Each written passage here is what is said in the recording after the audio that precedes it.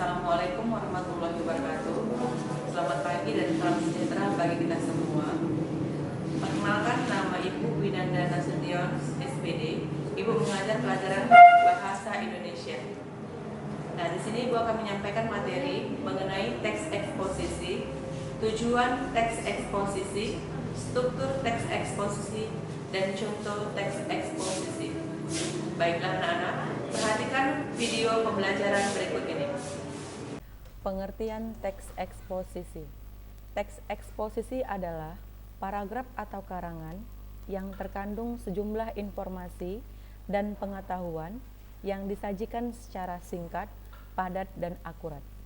Pendapat lain menyatakan bahwa teks eksposisi adalah jenis atau ragam teks yang memiliki fungsi menyampaikan gagasan-gagasan berupa pemikiran tentang suatu topik.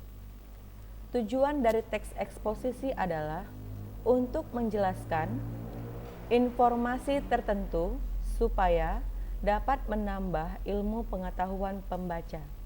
Sehingga dengan membaca teks eksposisi, maka pembaca akan mendapatkan pengetahuan secara rinci dari suatu hal atau kejadian.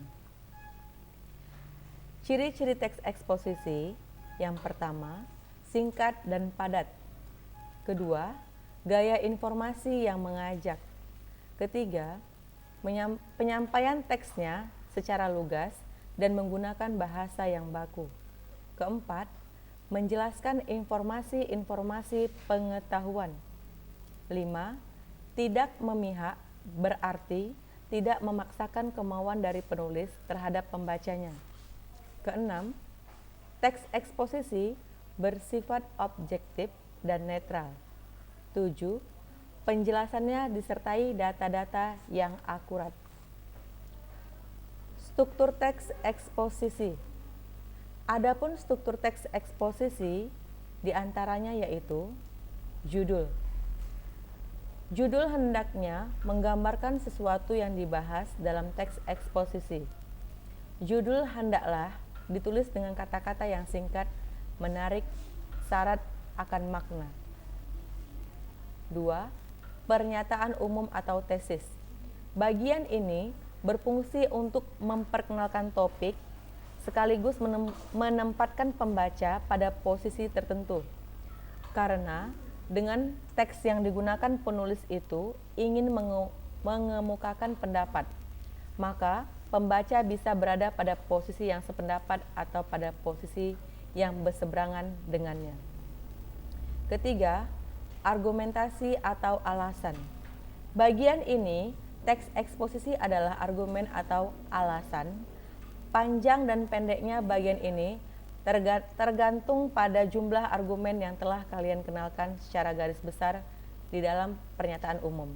Kemudian, kalian menyebutkan ulang dan menjabarkan argumen tersebut dalam paragraf-paragraf.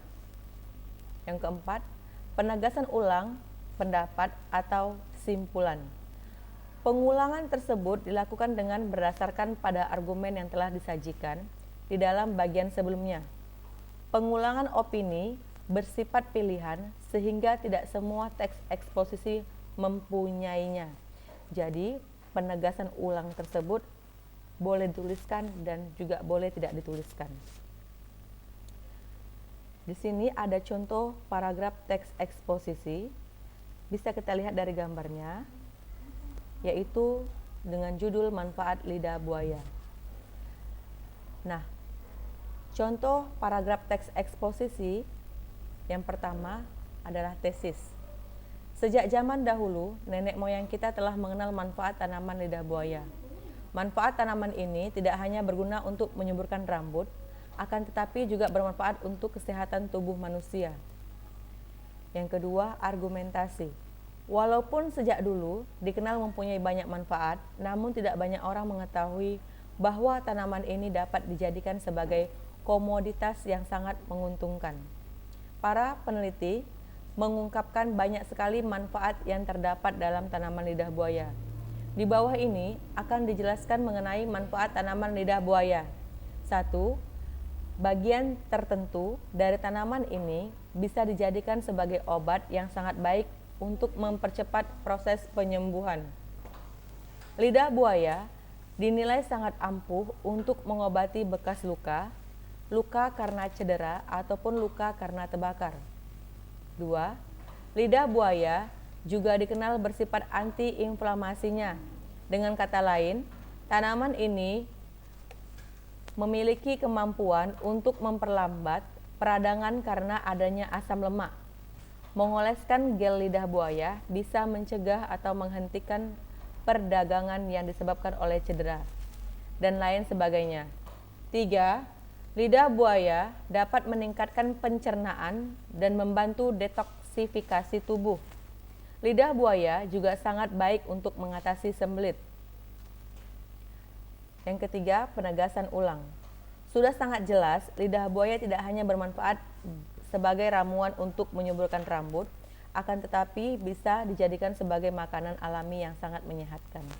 Ternyata, alam sangat lengkap menyediakan untuk kita. Demikian pembahasan mengenai teks eksposisi, pengertian, tujuan, ciri, dan strukturnya.